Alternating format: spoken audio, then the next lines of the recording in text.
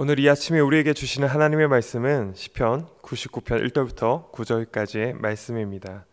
시편 99편 1절부터 9절까지의 말씀입니다. 제가 읽도록 하겠습니다. 여호와께서 다스리시니 만민이 떨 것이요 여호와께서 그룹 사이에 자정하시니 땅이 흔들릴 것이로다. 시온에 계시는 여호와는 위대하시고 모든 민족보다 높으시도다. 주의 크고 두려운 이름을 찬송할지니 그는 거룩하심이로다. 능력 있는 왕은 정의를 사랑하느니라. 주께서 공의를 견고하게 세우시고 주께서 야곱에게 정의와 공의를 행하시나이다. 너희는 여호와 우리 하나님을 높여 그의 발등상 앞에서 경배할지어다. 그는 거룩하시도다. 그의 제사장들 중에는 모세와 아론이 있고 그의 이름을 부르는 자들 중에는 사무엘이 있도다. 그들이 여호와께 간구하매 응답하셨도다. 여호와께서 구름 기둥 가운데에서 그들에게 말씀하시니 그들은 그가 그들에게 주신 증거와 율례를 지켰도다. 여호와 우리 하나님이여, 주께서는 그들에게 응답하셨고 그들의 행한 대로 갚기는 하셨으나 그들을 용서하신 하나님이시니이다. 너희는 여호와 우리 하나님을 높이고 그 성산에서 예배할지어다. 여호와 우리 하나님은 거룩하심이로다. 아멘.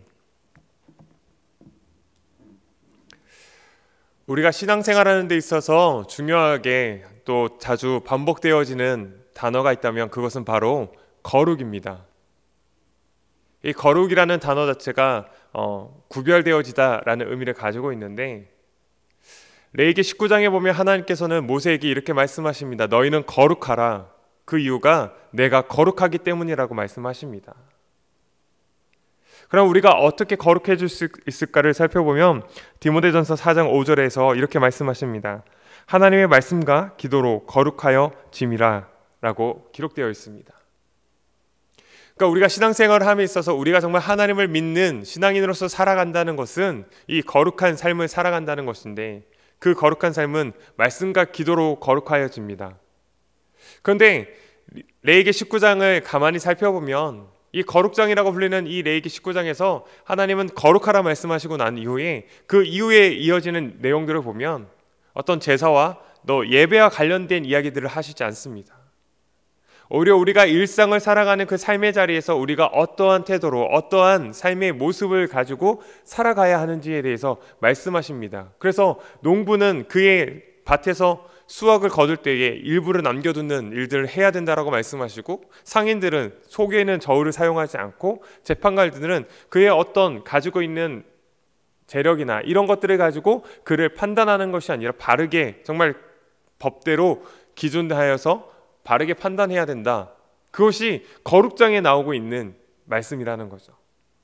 그러니까 거룩이라는 것은 우리가 생각했을 때에 말씀과 기도로 우리가 거룩하여진다고 이야기하지만, 그러나 그 하나님 앞에서의 그 관계성, 다시 말해서 거룩하신 하나님과의 그 관계성 때문에 우리가 거룩한 존재로 부름받았다는 것, 이것을 기억하면서 또한 우리가 보내어진 우리의 일상의 자리에서 우리가 어떻게 구별되어진 세상과 다른 어떠한 삶을 살아갈 것인가, 우리가 그것을 꼭 기억해야 된다는 것입니다. 우리가 그 하나님의 그 거룩한 관계성, 세상의 다른 신들과 다른 구별되어진 하나님의 그 사랑과 그 은혜의 하나님, 그 하나님의 그 속성을 우리가 기억하면서 우리의 삶 가운데에, 우리의 일상생활 가운데에 우리가 그렇게 살아가는 것, 그것이 거룩한 삶이라는 것이죠. 오늘 시편 기자는 하나님의 거룩하심을 찬양하면서 또한 이렇게 고백합니다. 4절입니다. 능력 있는 왕은 정의를 사랑하느라. 주께서 공의를 견고하게 세우시고 주께서 야곱에게 정의와 공의를 행하시나이다. 우리가 오늘 이 말씀 가운데에서 꼭 기억했으면 하는 단어들이 나옵니다. 이것이 바로 공의와 정의입니다. 이 단어들을 한번 살펴보면, 공의는 히브리어로 ጼ데카인데 이 단어의 의미는 올바른 관계라는 뜻을 가지고 있습니다. 그러니까 사람과 이웃 간의 그 관계가 올바른 관계를 맺을 때 하나님께서는 이것을 보시고 공의롭다라고 말씀하신다는 거죠. 그리고 이 정의는 미슈파트라는 단어로 사용되고 있는데, 이 뜻은 선악간의 바른 판단을 하다. 그래서 억울한 사람이 그 억울함이 풀어지는 판결을 받는 것, 그리고 죄를 지은 자가 그에 마땅한 벌을 받게 되는 것, 그래서 억울한 자가 없고 아픈 자가 없어지는 것, 그것이 미스파트, 이게 정의롭다라고 이야기할 때 사용되는 단어입니다. 그런데 이 공의와 정의가 나올 때 항상 또 같이 사용되는 단어가 있습니다. 그것이 무엇이냐면 긍휼이라는 단어입니다. 그러니까 올바른 그 관계와 억울한 것이 없이 바른 판단이 되어지는 것, 그것이 이루어질 수 있는 것이 무엇 때문이냐면 이 긍휼 때문인데, 이 긍휼의 의미는 누군가의 그 아픔을 함께 나누는다라는 의미를 가지고 있는 거죠.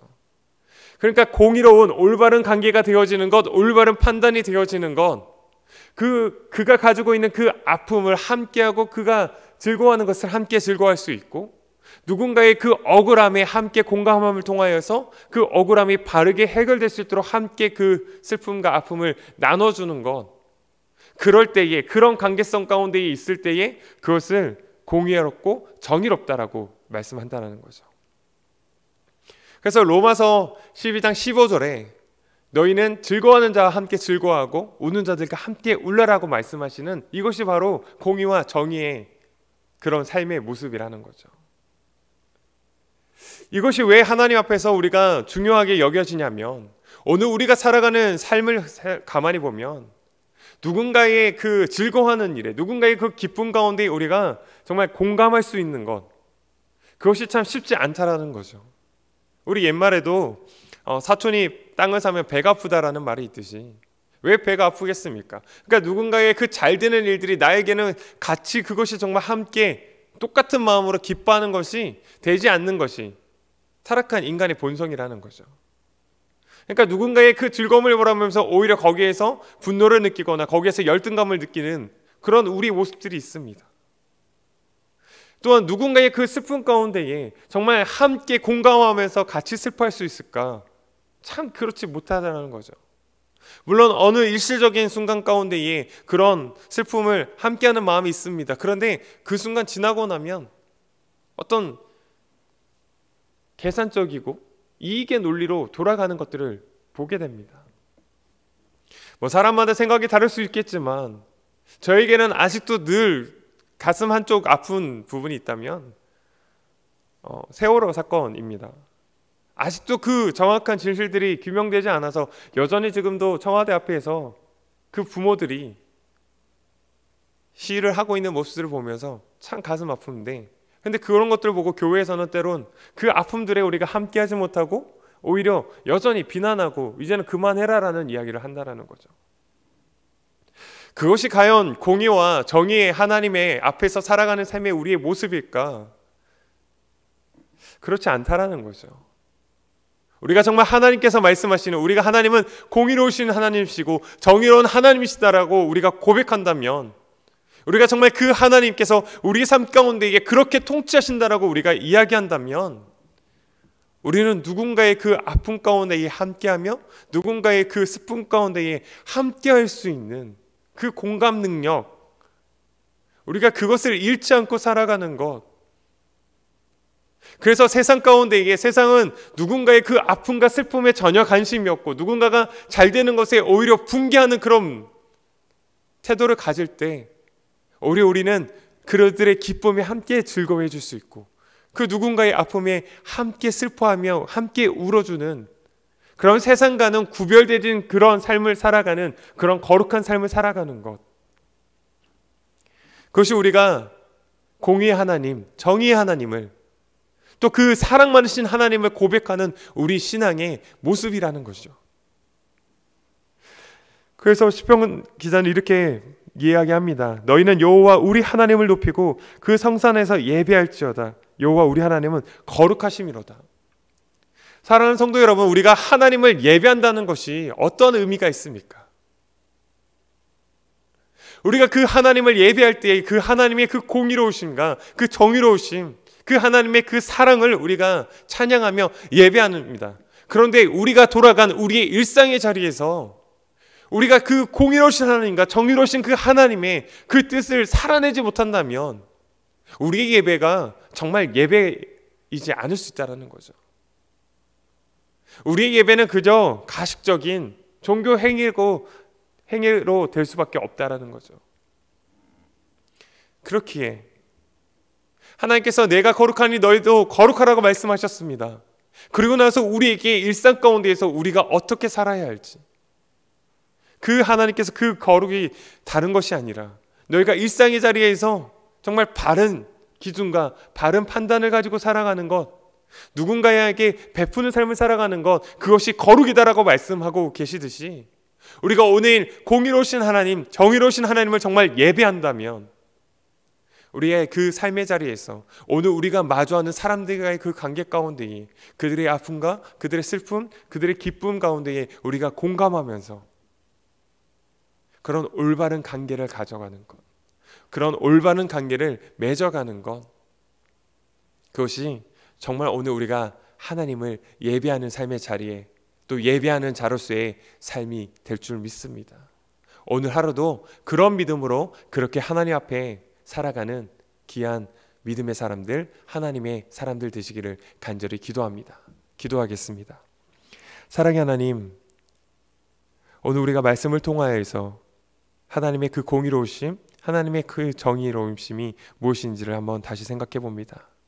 누군가의 그 아픔에 또 누군가의 그 기쁨에, 그래서 즐거워하는 자들과 함께 즐거워하고 슬퍼하는 자들과 우는 자들과 함께 우는 그런 우리의 일상의 삶을, 그런 공의로운 정의로운 삶을 살아가야 하는 우리 삶 가운데에 하나님, 우리가 그 하나님을 바라보며 그 믿음 가지고 우리가 정말 공의롭고 정의로운 삶을 살아갈 수 있는 우리 삶이 되게 하여 주시옵소서. 그런 오늘 우리의 하루의 삶이 되게 하여 주시옵소서. 그래서 우리가 더욱더 하나님의 거룩하심을 드러내며 또 하나님을 정말 예배하는 삶으로서 우리가 응답하는 오늘 우리의 하루의 삶이 되게 하여 주시옵소서. 오늘 그렇게 인도하실 줄 믿으며 사랑 많으신 예수님의 이름으로 기도드립니다.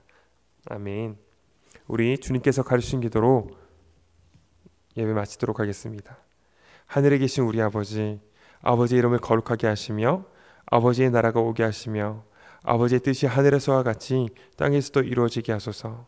오늘 우리에게 일용할 양식을 주시고 우리가 우리에게 잘못한 사람을 용서하여 준 것 같이 우리 죄를 용서하여 주시고 우리를 시험에 빠지지 않게 하시고 악에서 구하소서.